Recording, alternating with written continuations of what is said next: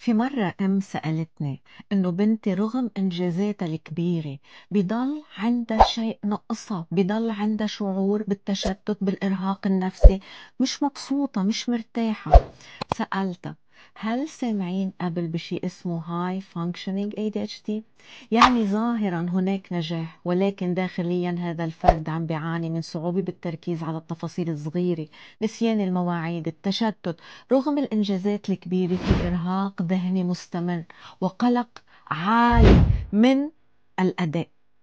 حتى نقدر نحن نساعد هيدا الولد ونحط خريطة علاج تقدر تخليه ينبسط بإنجازاته، مفروض يفهم شو هو ال ADHD وشو هو ال High Functioning ADHD.